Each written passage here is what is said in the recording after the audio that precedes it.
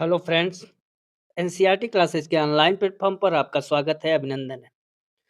मित्रों, जैसा कि आपको हम प्रतिदिन यूपी टेट के बैच से रिलेटेड वीडियो प्रोवाइड कर रहे हैं प्रीवियस ईयर के प्रश्न पत्रों का। उसी क्रम में हमारा आज का जो वीडियो है पर्यावरणीय शिक्षा, जो कि प्रीवियस ईयर यूपी टेट 2013 का पेपर है। इसको आज हम लोग अच्छे से पढ़ेंगे, समझेंगे और हर एक प्रश्नों पर अच्छे से व्याख्यान के माध्यम से समझने की कोशिश करेंगे। शुरू करते हैं। आज का जो पहला प्रश्न है, कह रहा है निम्नलिखित भारतीय राज्यों में किस राज्य की कोई समुद्री सीमा नहीं है? नहीं की बात कर रहा है। यहाँ पर गुजरात है आपका, इसकी समुद्री सीमा है, यह पश्चिमी तट में है और पश्चिमी तट पर ये अरब सागर के साथ सीमा साझा करता है। गोवा भी आपका पश्चिमी तट पर है और अरब सागर के साथ सीमा साझा कर रहा है। राजस्थान एक ऐसा जो है राज्य है, जो कि किसी समुद्री सीमा के साथ साझा नहीं करता। ये राज्यों के साथ पंजाब हो गया, हरियाणा हो गया, उत्तर प्रदेश हो गया, मध्य प्रदेश हो गया, गुजरात हो गया, इनसे तो साझा करता है, लेकिन समुद्री सीमा इस नहीं है। महाराष्ट्र भी आपका पश्चिमी सीमा के अंतर्गत आता है, इसलिए ये जो 3 हैं, फर्स्ट 2 और 4, ये तीनों पश्चिमी तट पर समुद्री सीमा साझा करते हैं किससे?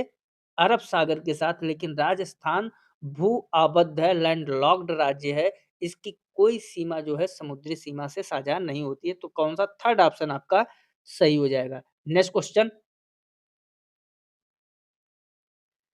नेक्स्ट आपका कह रहा है किसी नदी के प्रदूषण स्तर की जो माप की जाती है, कैसे की जाती है? एटीपी से? आपका नहीं, गलत हो जाएगा। सेकंड कह रहा है एसटीपी, ये भी गलत है।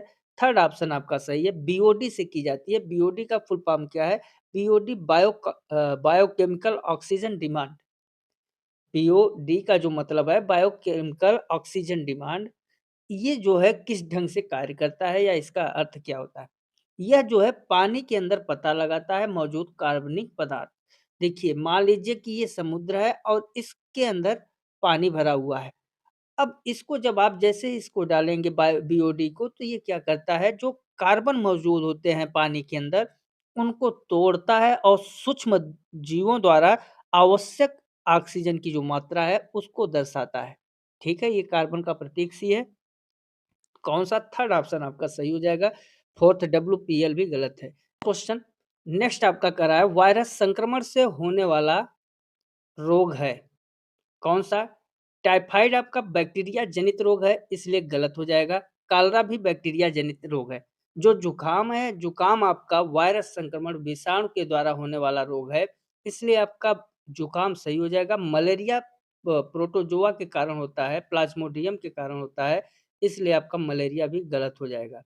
ठीक, तो कौन सा? Third option is the right answer, जुकाम वायरस संक्रमण। ये राइनो वायरस नामक एक विषाणु होता है, उसके कारण होता है। Next question. भारत में कृषि को प्रभावित करने वाला मौसम का सबसे महत्वपूर्ण तत्व है। देखिए, कृषि को कौन प्रभावित करता है? प्रभावित करता है। तो कृषि को सबसे ज़्यादा प्रभावित करने वाला जो तत्व है, वो आपका क्या होगा? तापमान नहीं, आर्द्रता भी नहीं, पवन भी नहीं, कौन? वृष्टि हो जाएगा। वृष्टि ये जो है, चूँकि भारतीय कृषि ज़्यादातर किस पर निर्भर होती है? मानसूनी वर्षा पर। अगर वर्षा की मात्रा और समय पर इसका आगमन न हो, तो जो फसलों की पैदावार होती है, सबसे ज़्यादा प्रभावित होती है। इसलिए कौन-सा ऑप्शन? फोर्थ ऑप्शन आपका सही हो जाएगा। जो भारत की कृषि है, इस भारत की कृषि को जो है भारतीय बजट का जुआ भी कहा जाता है। क्यों? क्योंकि ये मानसूनी वर्षा पर आधारित होती है। समझ में आ गया ना? तो आपका फोर्थ ऑप्शन सही हो जाएगा। नेक्स्ट, वायुमंडल की सबसे ठंडी परत कौन-सी है? देखिए, वायुमंडल में कितने परत हैं? वायुमंडल में क्षोभमंडल, आयनमंडल, मध्यमंडल, तापमंडल। तो सबसे ठंडी कौन-सी होगी? आपका तापमंडल नहीं होगा, मध्यमंडल हो जाएगा, ठीक है? मध्यमंडल जो पृथ्वी की सतह से 50 से 80 किमी की ऊँचाई पे होती है, ठीक है?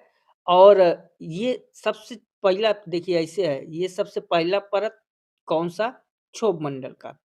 फिर आपका समताप मंडल, इससे थोड़ा-सा ऊपर आयनमंडल, फिर आपका आता है क्या? मध्यमंडल। तो ये जो मध्यमंडल है, ये सबसे ठंडा होता है, ठीक है? यहाँ पर 50 से 80 किमी पे ये होता है मध्यमंडल और ये जो है परत जो ऊँचाई के साथ अगर जैसे ही ऊँचाई बढ़ेगी तो तापमान घटता जाता है। तो यहाँ का जो तापमान होता है -100 डिग्री सेंटीग्रेड तक चला जाता है। इसलिए ये सबसे ठंडा माना जाता है। क्षोभ मंडल तो पहले ही है तो यहाँ उतना गर्मी नहीं, आयन मंडल भी उतना नहीं। कौन-सा? आपका मध्यमंडल सही हो जाएगा। नेक्स्ट क्वेश्चन, निम्नलिखित में कौन-सा एक ग्रीन हाउस गैस है? देखिए ग्रीन हाउस गैस की बात कर रहा है, सल्फर डाइऑक्साइड नहीं है, ऑक्सीजन भी नहीं है, आर्गन भी नहीं है, मीथेन जिसका सूत्र क्या होता है? CH4 ये एक ग्रीन हाउस गैस है। ग्रीन हाउस गैस क्या होती है? ग्रीन हाउस गैसें वे होती हैं जो वातावरण में ऊष्मा को रोकती हैं और ग्लोबल वार्मिंग का कारण बन जाती हैं। और इसमें जो मुख्य है वो मुख्य क्या है? मीथेन हो गया, CO2 कार्बन डाइऑक्साइड हो गया, नाइट्रस ऑक्साइड हो गया, ठीक है? ये सब महत्वपूर्ण गैसें हैं। आर्गन भी अब इसमें आर्गन नहीं शामिल है, ठीक? तो ये सारी गैसें जो है आपकी ग्रीन हाउस गैसें में आती हैं। नेक्स्ट क्वेश्चन, भारत में प्रोजेक्ट टाइगर बहुत बार पूछा जाता है, हर साल पूछा जाता है। प्रोजेक्ट टाइगर की शुरुआत किस वर्ष हुई थी? तो प्रोजेक्ट टाइगर जो है भारत में बाघों की जो घटती संख्या है, उनको रोकने के लिए 1973 आपका फर्स्ट ऑप्शन ही सही हो जाएगा। रोकने के लिए 1973 में कहाँ से? Jim Corbett national park Uttarakhand में है। वहाँ से प्रोजेक्ट टाइगर की शुरुआत हुई थी। कौन-सा? Jim Corbett. जिम कॉर्बेट आपका फर्स्ट ऑप्शन सही है। जिम कॉर्बेट नेशनल पार्क है जो कि उत्तराखंड में है। वहाँ से प्रोजेक्ट टाइगर की शुरुआत हुई थी। प्रश्नों को बहुत अच्छे से समझिए, प्रोजेक्ट टाइगर हर एक परीक्षा में पूछा जाता है। तो ऐसे प्रश्न गलत नहीं होने चाहिए। नेक्स्ट क्वेश्चन क्या कह रहा है? नेक्स्ट आपका है पृथ्वी तल पर उस काल्पनिक रेखा को क्या कहते हैं जो 180 डिग्री सेंटीग्रेड मेरिडियम यामोत्तर पर खींची जाती है? देखिए जो 180 डिग्री पे खींची जाए यामुत्तर को 2 कंडीशन होती है अंतर्राष्ट्रीय पे, तो उसको क्या कहा जाता है? उसी को कहा जाता है अंतर्राष्ट्रीय तिथि रेखा। कौन-सा? फर्स्ट ऑप्शन ही आपका सही हो जाएगा। इस अगर इस रेखा को पार करने पर क्या होता है? तिथि बदल जाती है, तारीख बदल जाती है और यह रेखा कहाँ से गुजरती है? तो यह रेखा आपके प्रशांत महासागर से होकर गुजरती है। कहाँ से? प्रशांत महासागर से। आपका कौन-सा उत्तर सही हो जाएगा? अंतर्राष्ट्रीय तिथि रेखा ए ऑप्शन ही आपका सही हो जाएगा। नेक्स्ट इसको हम बहुत अच्छे से समझाएँगे, इसका क्लास ही होगा हमारा। निम्नलिखित में से किस राज्य में गोल्फ ऑफ मन्नार मैरीन राष्ट्रीय पार्क स्थित है? यहाँ से भी बहुत बार प्रश्न पूछा गया है, गोल्फ ऑफ मन्नार मैरीन राष्ट्रीय पार्क किस राज्य में है? तो इसके लिए आपको पता है गुजरात में नहीं है, तमिलनाडु में है। कौन-सा? आपका सेकंड ऑप्शन सही हो जाएगा तमिलनाडु।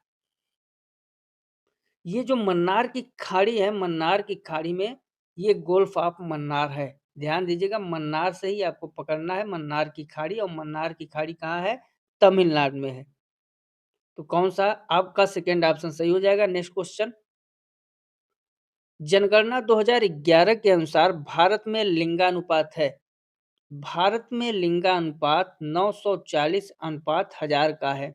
मतलब 1000 पुरुषों पर 940 महिलाएँ। आपका कौन? फर्स्ट ऑप्शन ही सही हो जाएगा, सेकंड, थर्ड, फोर्थ ऑप्शन गलत हो जाएँगे। ये 2011 की जनगणना कहती है। अभी मई-जून में फिर से जनगणना होगी, तो वहाँ क्या कंडीशन होगी उसको हम लोग चर्चा करेंगे। नेक्स्ट क्वेश्चन, निम्नलिखित में किस एक प्राणी को किसान का मित्र कहा जाता है? चींटी को गलत है, मधुमक्खी को गलत है, किसको कहा जाता है? सेकंड ऑप्शन केचुआ को। केचुआ जो है मिट्टी को खाकर उसे उलटता-पलटता रहता है जिसके कारण उस मिट्टी में वायु का संचार होता है। और जब मिट्टी में वायु का संचार होता है तो मिट्टी की उपजाऊ शक्ति जो है, उर्वरा शक्ति बढ़ जाती है। इसलिए केचुआ को जो है क्या कहते हैं केच केचुआ को किसान का मित्र भी कहते हैं। अच्छा, ये उपजाऊ से क्या फ़ायदा है? तो ये जो उपजाऊ होती है, जो केचुआ का जो एक रस जब चलता है तो नीचे एक रस छोड़ता है मिट्टी में। वो रस जो है इसका मल होता है और वो किसका काम करता है?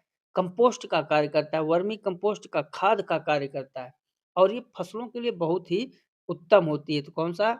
Second option is the right answer. Next question,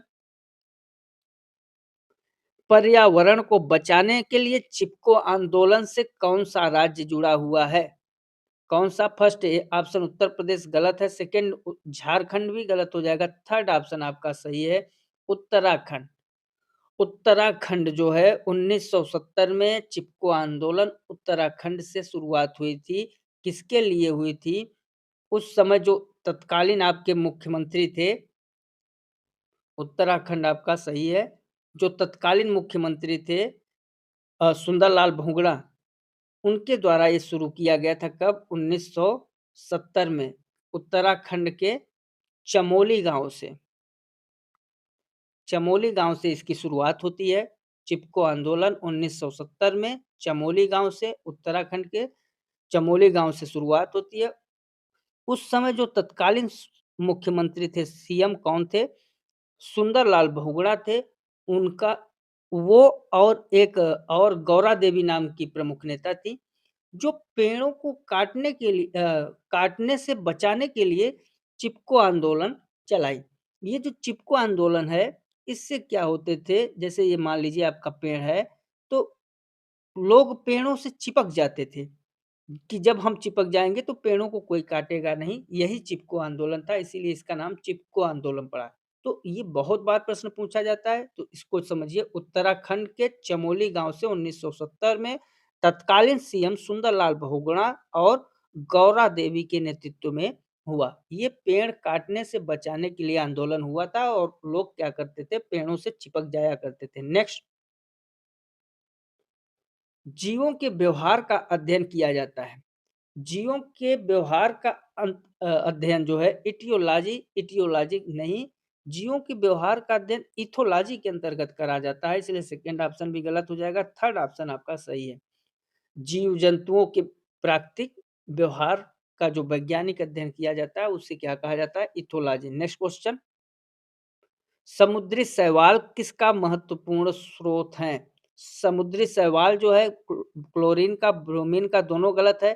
third option आपका सही है, आयोडीन का स्रोत माने जाते हैं। शैवाल में विशेष रूप से भूरे जो शैवाल होते हैं, उसमें आयोडीन की प्रचुर मात्रा पाई जाती है।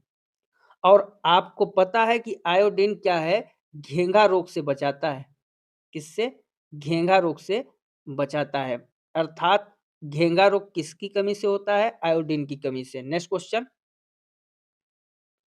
सैके बहुत बार पूछा गया है। सैके लाइकेन है। लाइकेन क्या है? परजीवी गलत है, रसायन स्वपोषी, अपघटक भी, तीनों गलत है। फोर्थ ऑप्शन आपका सही हो जाएगा। लाइकेन जो कवक है, जिसको हम लोग फंगी कहते हैं, ये सहजीवी है। मतलब ये लाइकेन कवक और शैवाल का सहजीवी रूप कौन-सा है? सैकेलाइकेन क्या है? सहजीवी है। ठीक है?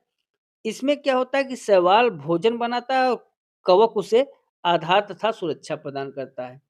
कौन-सा? आपका फोर्थ ऑप्शन सही हो जाएगा, सहजीवी है। नेक्स्ट क्वेश्चन, सीएनजी का ईंधन के रूप में किसमें इस्तेमाल होता है? वाहनों में, उद्योगों में, खाना बनाने में, वाहनों और उद्योगों में। देखिए, वाहनों में भी इस समय सीएनजी यूज़ हो रही है, उद्योग में भी सीएनजी यूज़ हो रही है, इसलिए हम इन दोनों पे ना जाके फोर्थ ऑप्शन पे जाएँगे, वाहनों एवं उद्योगों दोनों में सीएनजी का इस समय इस्तेमाल हो रहा है। नेक्स्ट क्वेश्चन, सीएनजी का फुल फॉर्म तो पता है ना? Compressed natural gas. नेक्स्ट आपका है, पर्यावरण जागरूकता का किसके द्वारा सृजन किया जा सकता है? व्याख्यान के द्वारा।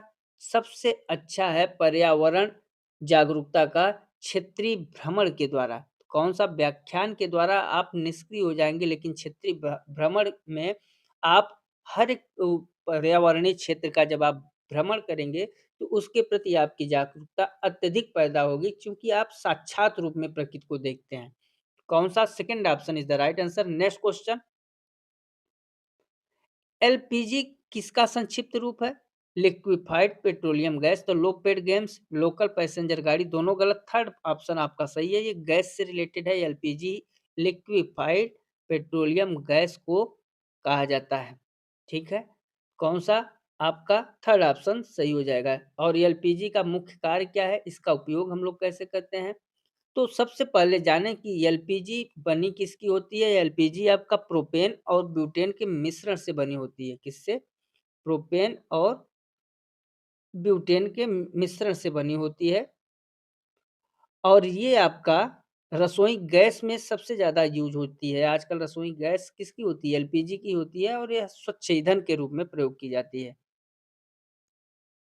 नेक्स्ट क्वेश्चन, पृथ्वी पर पहुंचने से पहले ओजोन परत किन किरणों को अवशोषित करती है? देखिए, क्षोभ मंडल, समताप मंडल, हल्का सा ऊपर, आपका ज़्यादा ऊपर नहीं है, हल्का सा ऊपर वो है ओजोन मंडल। अब इस जो कुछ समताप मंडल को ही ओजोन मंडल कहते थे, लेकिन बहुत हल्का सा माइनर जो है ऊपर है आपका ओजोन।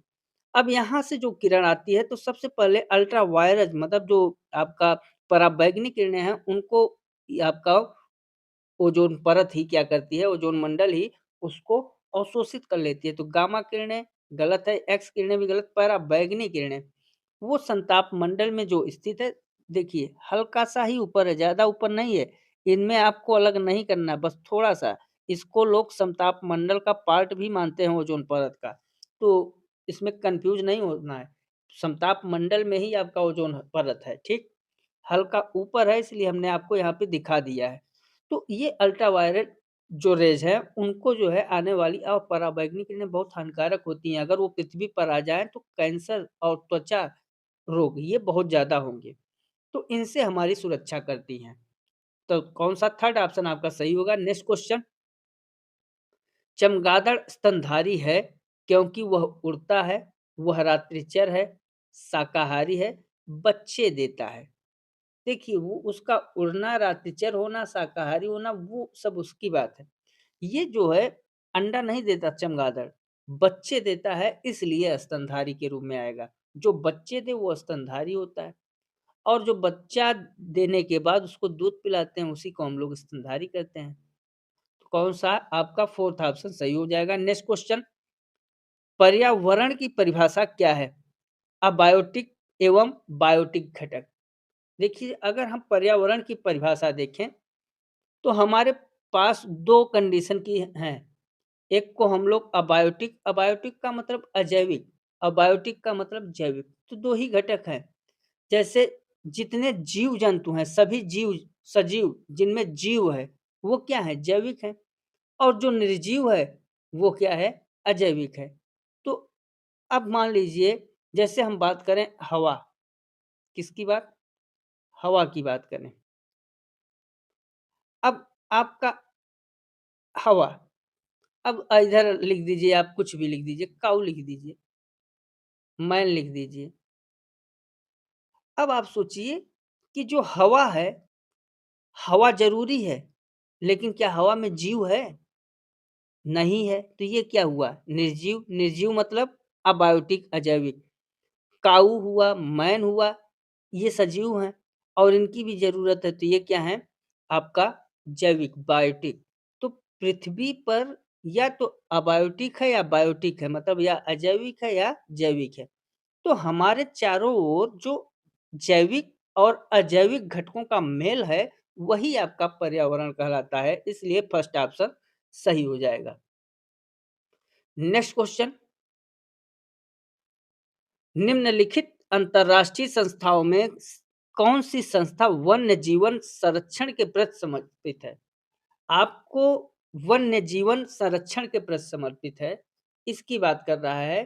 तो जो यूएनएफपीए है, फर्स्ट ऑप्शन क्या कह रहा है? यूएनएफपीए, तो ये आपका गलत है। सेकंड कह रहा है यूएनडीपी, ये हालांकि ये जो समर्पित है ये होता है आईयूसीएन या डब्ल्यूडब्ल्यूएफ, और ऑप्शन में ये दोनों चीज नहीं दिया गया है। इसका मतलब है कि कुछ ऑप्शन में मिस्टेक है। आप लोग इसको जानिए, IUCN या इसी को WWF कहा जाता है। ये वन्य जीवन संरक्षण के प्रति समर्पित है। आपका कौन-सा? अलग से जानते रहिए, IUCN और WWF। हम सब इन सब को बहुत ही जब थ्योरेटिकल वीडियो पढ़ाएँगे, तो आपको हम इतना जो है ट्रिक में बताएँगे, कैसे इन सब का कंडीशन होता है, वो सब हम लोग बताएँगे। यहाँ पर देखिए जैसे डब्ल्यूएचओ है, डब्ल्यूएचओ किससे संबंधित है? स्वास्थ्य से। यूनेस्को है, यूनेस्को किससे संबंधित है? शिक्षा, संस्कृति और धरोहर से। यूएनडीपी है, यूएनडीपी क्या है? विकास से संबंधित है। तो एक ही ऐसा है जो यूएनएफपीए है, ये। लेकिन यहाँ पर यूएनएफपीए को हम लोग नहीं कह सकते क्योंकि आईयूसीएन होता है, शायद इसी को यूएनएफपीए कहते हैं, तो आप ये जानते रहिए। नेक्स्ट क्वेश्चन, कृत्रिम वर्षा के लिए मेघ बीजन के लिए प्रयुक्त रसायन है। देखिए, मेघ बीजन जो होता है, मेघ बीजन उसे कहते हैं कि कृत्रिम वर्षा जहाँ करानी हो, उसके लिए कौन ज़िम्मेदार है? सिल्वर नाइट्रेट नहीं, पोटेशियम ब्रोमाइड भी आपका सेकंड गलत हो जाएगा। थर्ड ऑप्शन सही है, सिल्वर आयोडाइड। जो सिल्वर आयोडाइड है, अगर आप इसका छिड़काव कर दीजिए, तो जहाँ भी आप छिड़काव करेंगे, वहाँ पे संघनन की प्रक्रिया तेज़ हो जाती है और कृत्रिम रूप से वहाँ पे वर्षा कराई जा सकती है। अगर यहाँ पर आपने सिल्वर आयोडाइड का छिड़क दिया, तो यहाँ संघनन होगा, फिर मेघवर्जन होगा और यहाँ पर क्या होगा? आपका वर्षा हो जाएगी। नेक्स्ट क्वेश्चन, बायोडीज़ल तैयार किया जाता है किससे? यूटेक्युलेरिया से, गलत है। देवदार से नहीं, जेट्रोफा, सेकंड ऑप्शन आपका सही हो जाएगा। जेट्रोफा को रतनजोत भी रतनजोत के पौधों के बीचों से जो तेल निकलता है, वो जेट्रोफा होता है और उस तेल को एक डीज़ल के रूप में पर्यावरण के अनुकूल बनाया जाता है। कौन-सा? जेट्रोफा। इसको रतनजोत भी कहते हैं, ध्यान दीजिएगा, रतनजोत। और ये जेट्रोफा या रतनजोत एक ही चीज़ है। इसका जो पौधे होते हैं उनके बीचों से तेल निकलता है और उसे रिफाइन करके बायोडीज़ल बनाया जाता है। तो आपका सेकंड ऑप्शन सही है। नेक्स्ट क्वेश्चन, विश्व ओज़ोन दिवस कब मनाया जाता है? बहुत बार पूछता है और आप सबको लगभग पता ही होगा, हम लोग मनाते भी हैं। ओज़ोन परत आजकल कितनी ज़्यादा ओज़ोन परत में छिद्र पाए जा रहे हैं। तो उसी ओज़ोन परत के संरक्षण के लिए 1987 में जो है एक सम्मेलन हुआ और वहाँ से जो सम्मेलन हुआ, उस सम्मेलन को हम लोग मॉन्ट्रियल प्रोटोकॉल कहते हैं। क्या कहते हैं? Montreal protocol. और मॉन्ट्रियल प्रोटोकॉल की याद में हर 16 सितंबर को जो है 16 सितंबर को ओज़ोन परत के ओज़ोन दिवस के रूप में हम लोग मनाते हैं। समझिए, 16 सितंबर 1987 को ओज़ोन परत बचाने के लिए मॉन्ट्रियल प्रोटोकॉल हुआ था और उसी के याद में हम लोग 16 सितंबर को ओज़ोन दिवस के रूप में मनाते हैं। तो सेकंड ऑप्शन आपका गलत हो जाएगा सॉरी सही हो जाएगा। फर्स्ट, थर्ड और फोर्थ ऑप्शन आपका सही हो जाएगा। नेक्स्ट क्वेश्चन, सिविकल्चर संबंधित है। सिविकल्चर किससे संबंधित है? सिविकल्चर का मतलब होता है वनों का संवर्धन या प्रबंधन। तो किससे? वन एवं वन्य उत्पाद से। फर्स्ट ऑप्शन ही आपका सही हो जाएगा। ठीक है, नेक्स्ट, निम्नलिखित में से किस जनपद में चंद्रप्रभा वन्यजीव अभयारण्य स्थित है? लखीमपुर खीरी में नहीं है, चंदौली में है। आपका सेकंड ऑप्शन सही हो जाएगा। इसकी जो स्थापना हुई थी चंदौली में 1957 में एशियाई शेरों के संरक्षण के लिए चंद्रप्रभा वन्यजीव अभयारण्य को जो है स्थापित किया गया था। नेक्स्ट, निम्नलिखित में से निम्नलिखित में कौन द्वितीय श्रेणी का उपभोक्ता है? द्वितीय श्रेणी उपभोक्ता, द्वितीय श्रेणी के उपभोक्ता में आपके आते हैं, देखिए, जैसे घास हो गया, टिड्डा हो गया, ये प्रथम में आते हैं। लेकिन जो टिड्डे को खाता हो, वो द्वितीय श्रेणी का उपभोक्ता होता है। जैसे आपका घास है, अब घास क्या है? प्रथम है। टिड्डा क्या है? ये भी प्रथम श्रेणी का उपभोक्ता है। लेकिन जो इनको खा ले रहा हो, वो द्वितीय श्रेणी में आता है, सेकेंडरी में। तो कौन-सा हाथी आपका गलत हो जाएगा? साँप, साँप आपका सही है। कौन-सा? Second option is the right answer साँप। ये आपका और जो साँप मतलब सब खा जा रहा हो, तो वो तृतीय श्रेणी में आता है, उच्च मांसाहारी के अंतर्गत आता है। कौन-सा? सेकंड ऑप्शन सही हो जाएगा। नेक्स्ट क्वेश्चन झूम खेती होती है। झूम खेती जो है कहाँ होती है? झूम खेती को स्थानांतरित खेती भी कहते हैं। ये होता है क्या मुख्य रूप से भारत के पूर्वोत्तर क्षेत्र में, जहाँ पर पहाड़ों पर खेती होती है जैसे मेघालय, नागालैंड, मिज़ोरम ये खेती के लिए प्रसिद्ध है झूम खेती के लिए। केरल, बिहार गलत है। Third option is the right answer आपका मेघालय सही हो जाएगा। नेक्स्ट क्वेश्चन शुष्क बर्फ किसका ठोस रूप है? शुष्क बर्फ की बात कर रहा है, अमोनिया गलत हो जाएगा, कार्बन डाइऑक्साइड बहुत बार पूछा है। ये कार्बन डाइऑक्साइड का ठोस रूप कहलाता है क्या? शुष्क बर्फ, ठीक है? और ड्राई आइस के नाम से भी इसको जाना जाता है, शुष्क बर्फ के नाम से भी प्रश्न बनता है। अगर इसको गर्म कर दिया जाए तो ये डायरेक्ट किसमें बदल जाएगा? गैस में और जो गर्म करते हैं उसको ऊर्ध्वपातन विधि कहते हैं। तो साथियों कौन-सा सेकंड ऑप्शन आपका सही हो जाएगा? तो मित्रों ये 30 प्रश्न पर्यावरण 2013 में यूपी टेट में आया हुआ प्रीवियस ईयर का पेपर है। सभी लोग कमेंट में अपने उत्तर को ज़रूर साझा करें, जिससे हम लोग समझ सकें कि कहाँ पे कमज़ोरी हो रही है। और कमेंट में ये ज़रूर बताएँ कि प्रीवियस ईयर के प्रश्नों को हल करने से आपको फ़ायदा हो रहा है कि नहीं? आपका हर एक कमेंट का रिप्लाई किया जाता है। जो नए भाई-बहन हैं चैनल को सब्सक्राइब ज़रूर कर लीजिए। तो आज बस इतना ही, मिलते हैं अगले वीडियो में, तब तक के लिए नमस्कार, जय हिंद, जय भारत, वंदे मातरम।